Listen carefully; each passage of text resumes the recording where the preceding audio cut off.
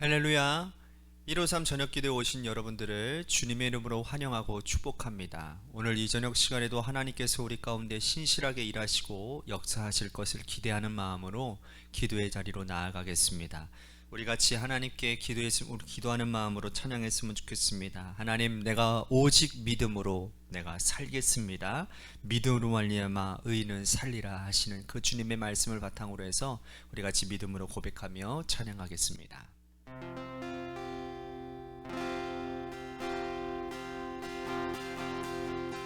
세상은 들리고 사람들은 변하여도 나는 주를 섬기리. 주님의 사랑은 영원히 변하지 않네. 나는 주를 신뢰해.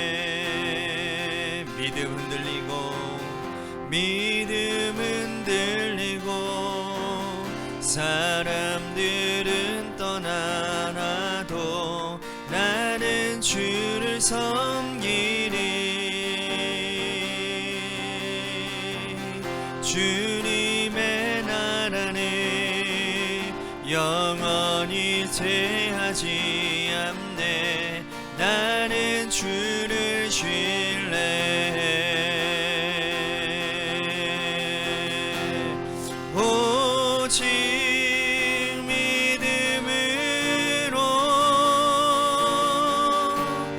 믿음으로 내가 살리라.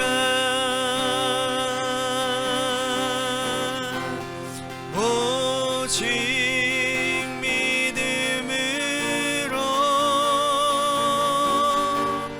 믿음으로 내가 살리라. 오직 의인은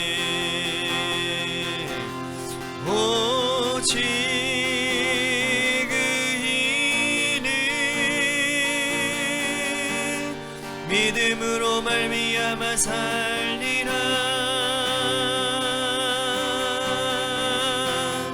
오직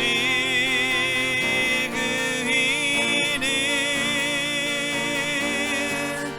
믿음으로 말미암아 살리라.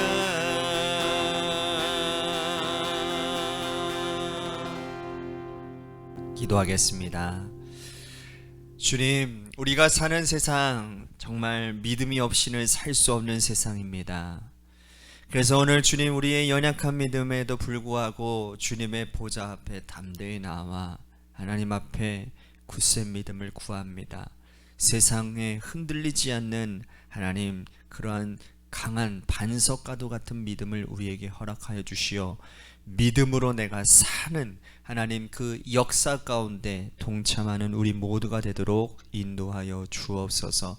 날마다 믿음을 통해서 하나님의 구원하심의 역사를 경험하는 참된 의인의 삶을 사는 복된 우리 모두가 되도록 인도하여 주옵소서. 사랑이 많으신 예수님 이름 받들어 간절히 축복하며 기도하옵나이다. 아멘. 오늘 이 저녁 시간에 하나님이 우리에게 주신 말씀 보도록 합니다. 히브리서 11장 1절에서 7절 말씀까지 보도록 하겠습니다. 히브리서 11장 1절에서 7절 말씀입니다. 우리 같이 한 목소리로 다 함께 봉독하도록 하겠습니다. 시작. 믿음은 바라는 것들의 실상이요 보이지 않는 것들의 증거니 선진들이 이로써 증거를 얻었느니라. 믿음으로 모든 세계가 하나님의 말씀으로 지어진 줄을 우리가 아나니 보이는 것은 나타나는 것으로 말미암아 된 것이 아니니라. 믿음으로 아벨은 가인보다 더 나은 제사를 하나님께 드림으로 의로운 자라 하시는 증거를 얻었으니 하나님이 그 제물에 대하여 증언하심이라. 그가 죽었으나 그 믿음으로써 지금도 말하느니라. 믿음으로 에녹은 죽음을 보지 않고 옮겨졌으니 하나님이 그를 옮기심으로 다시 보이지 아니하였느니라. 그는 옮겨지기 전에 하나님을 기쁘시게 하는 자라 하는 증거를 받았느니라. 믿음이 없이는 하나님을 기쁘시게 하지 못하나니 하나님께 나아가는 자는 반드시 그가 계신 것과 또한 그가 자기를 찾는 자들에게 상 주시는 이심을 믿어야 할지니라. 믿음으로 노아는 아직 보이지 않는 일에 경고하심을 받아 경외함으로 방주를 준비하여 그 집을 구원하였으니 이로 말미암아 세상을 정죄하고 믿음을 따르는 의의 상속자가 되었느니라. 아멘. 오늘 이 저녁 시간에도 하나님의 은혜를 사모하셔서 의자 나오신 여러분들에게 하나님의 신령한 은혜와 축복이 함께 하시기를 바라겠습니다. 어떤 추상적인 개념을 설명하기 위해서는요, 구체적인 예를 들어주는 것이 참 좋습니다.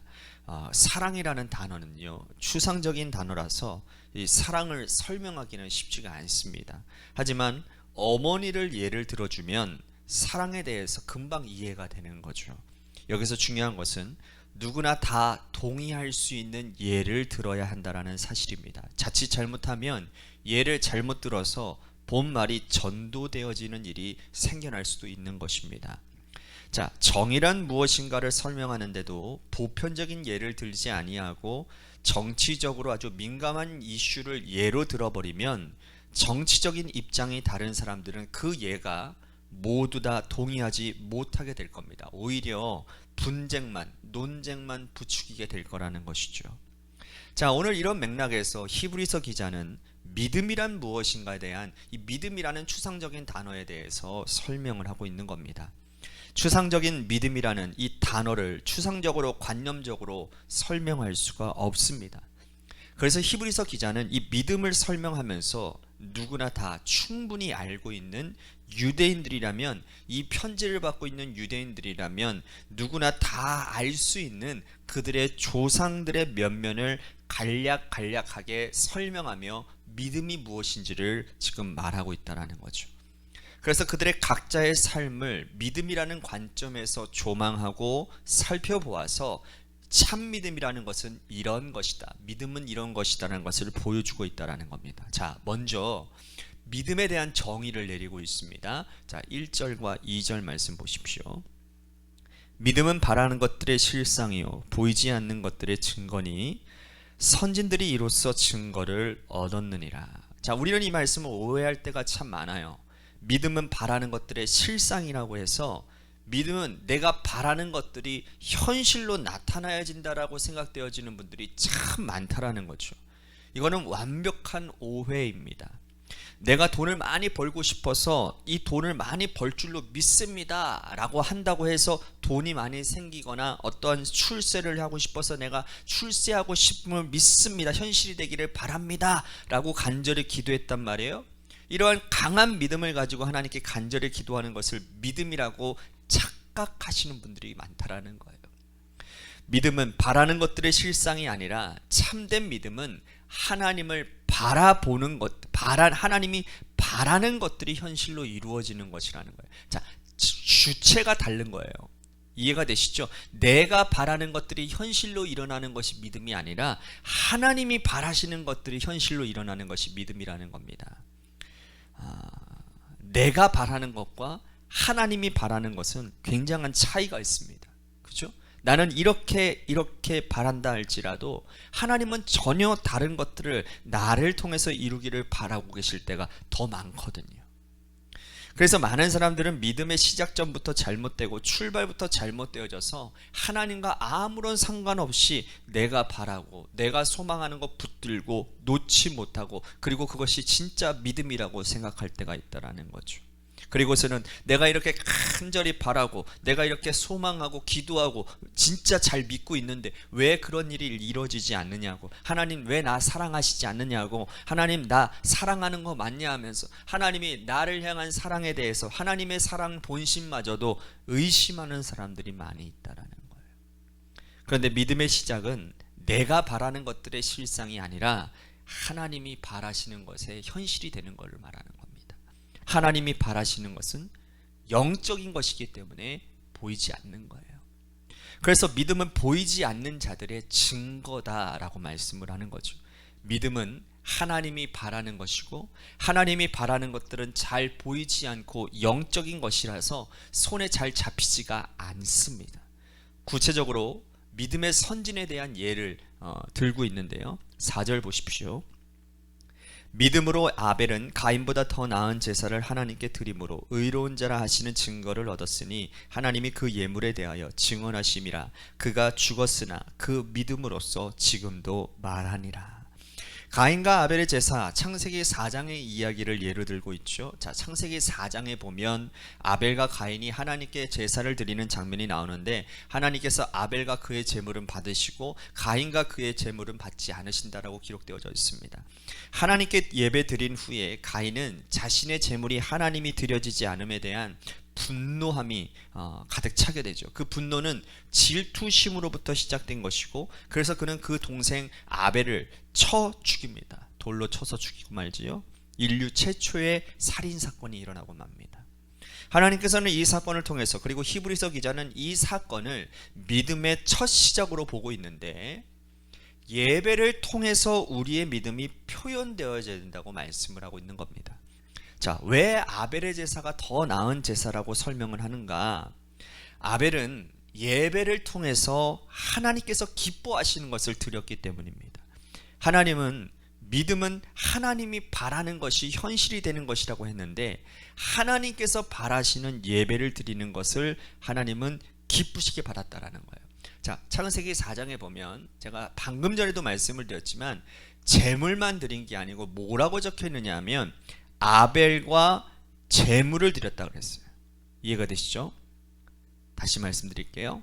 아벨과 그 예물을 주님이 받으셨다고 말씀을 하고 있습니다. 아벨이라는 말이 왜 들어갔을까요? 이것은 아벨은 하나님 앞에 드리는 제사뿐만 아니라 그의 삶 자체가 예배였다, 그 말이라는 거예요. 이해가 되시죠?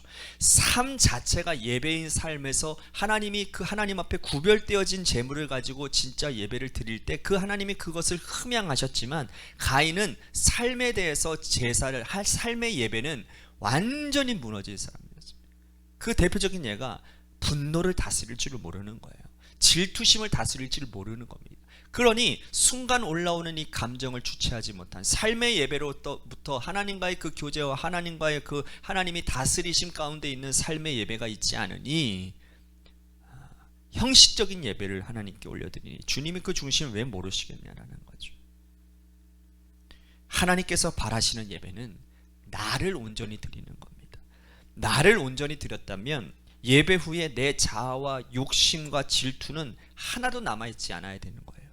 예배 드리기 전에 분노가 있고, 예배 드리기 전에 화가 있고, 미움이 있고, 질투가 있었는데 예배 드린 후에도 이것이 그대로 남아있다면 우리의 예배는 잘못 드리고 실패한 예배가 된다는 거죠. 예배 드리기 전과 예배 드리기 난 후에 내 인격과 내 생각은 변해 있고 달라져 있는가? 누군가를 미워했는데 예배 드리고 나은 후에는 미움의 감정이 눈 녹듯 녹아지고 사랑의 감정으로 바뀌어졌다면 우리는 하나님이 기뻐하시는 예배를 드리는 것입니다. 하지만 그 감정이 그대로 남아있다면 우리는 예배를 100번 드려도 1000번 드려도 잘못된 예배를 드리고 있는 거예요. 예배를 통해 우리들의 믿음을 하나님께서 바라시는 믿음의 실상으로 보일 수 있는, 삶의 예배로 나타낼 수 있는 우리 모두가 될 수 있게 되기를 바랍니다. 자, 5절 말씀 보십시오. 5절에 믿음으로 에녹은 죽음을 보지 않고 옮겨졌으니 하나님이 그를 옮기심으로 다시 보이지 아니하였느니라. 그는 옮겨지기 전에 하나님을 기쁘시게 하는 자라 하는 증거를 받았느니라. 에녹은 65세의 아들 무드셀라를 낳고 300년 동안 하나님과 동행한 사람이었습니다. 그가 하나님과 동행했다라는 것은 자신의 자아의 욕심과 자기 욕망을 다 포기하고 하나님께서 바라시는 대로 걸어갔다라는 뜻이에요. 하나님과 손잡고 하나님과 보폭을 맞춰 달리면 자기도 달리고, 하나님이 멈추면 멈추고, 이것이 바로 동행 아닙니까? 그러한 삶을 살았다라는 거예요. 여러분, 에녹이요, 사람이었기 때문에 왜 자기 욕심과 왜 자기 욕망이 없었겠습니까? 그가 바라는 것이 현실이 되기를 원하는 일이 왜 없었겠냐고요. 하지만 에녹은 그의 삶으로 그것을 입증했다라는 거죠. 하나님께서 바라시는 것이 현실이 되어지는 삶, 믿음의 삶을 살아낸 것이죠. 하나님이 그에게 바라는 것은 나와 함께 동행하자는 것이었고, 그는 그 하나님과 손잡고 동행하는 삶을 온전히 성취해 나가 이루어 나갔다라는 겁니다.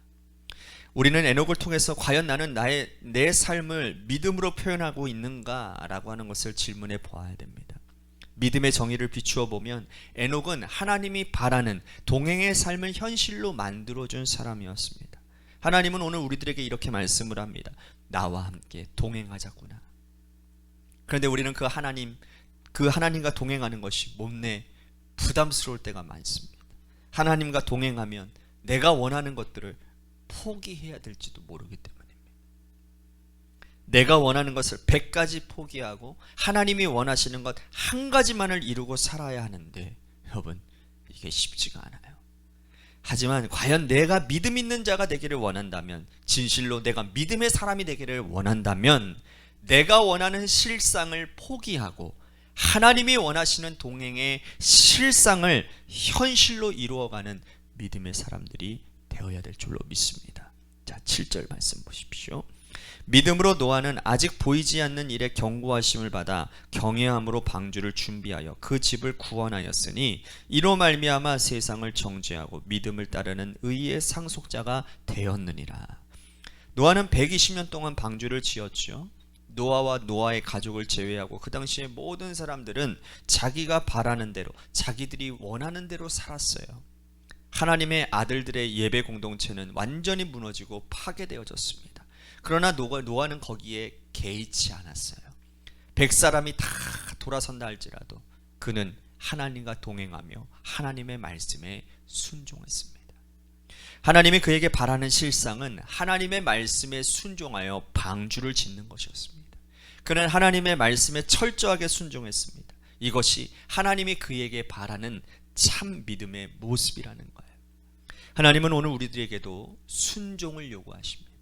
그러나 그때마다 우리들 마음속에 일어나는 그 생각은요, 하나님, 나 혼자 순종합니까? 다른 사람들은 다 순종하지 않고 다른 사람들은 다 자기 멋대로 살고 있는데, 저렇게 행복해 보이며 사는 것처럼 보이는데 왜 나 혼자 순종해야 됩니까? 이런 반발심이 우리들 마음속에 생겨나지 않나요? 하지만 그때 노아를 생각하시기를 바랍니다.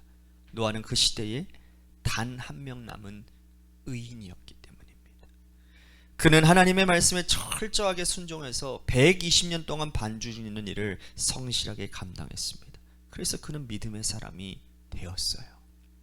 오늘 이 말씀을 꼭 기억하시고 믿음의 정의에 나는 합한 인생을 살고 있는가, 혹시 내가 원하는 것을 믿음이라고 붙잡고 살고 있는 가짜 믿음에 사로잡혀 있지는 않은가, 하나님께서 나에게 원하시는 것이 무엇인지 분명히 깨닫고 밝히 알았다면 하나님이 원하는 것을 현실로 이루어드리기 위해서 아벨처럼, 에녹처럼, 노아처럼 그렇게 믿음으로, 삶으로 드러내는 믿음의 참된 증인들이 될 수 있는 은혜가 우리 가운데 있게 하기를 원하는 마음으로 우리 같이 기도의 자리로 나아가면서 좋겠습니다. 또 한 가지 우리 같이 기도할 것은 우리 교회를 위해서 늘 기도하고 있습니다. 주님의 교회가 하나님 믿음 위에 터를 닦고 또한 순종하기에 힘쓰는 교회, 또한 하나님의 말씀이라면 그 말씀대로 하나님 동행하는 그러한 교회가 되도록, 믿음을 증거하는 그러한 교회가 되도록 인도해 주시옵소서라고, 또한 세워진 직분자들을 위해서도 여러분들 이 시간 기도해 주시면 좋겠고, 또한 육신의 질병으로 고통당하시는 분들과 또한 여러분들의 삶의 자리와 여러분들의 자녀들을 위해서 이 시간 기도하시다가 돌아가시기를 바랍니다. 우리 같이 노래 끝날 때까지 함께 기도하며 나아가도록 하겠습니다. 기도하시겠습니다.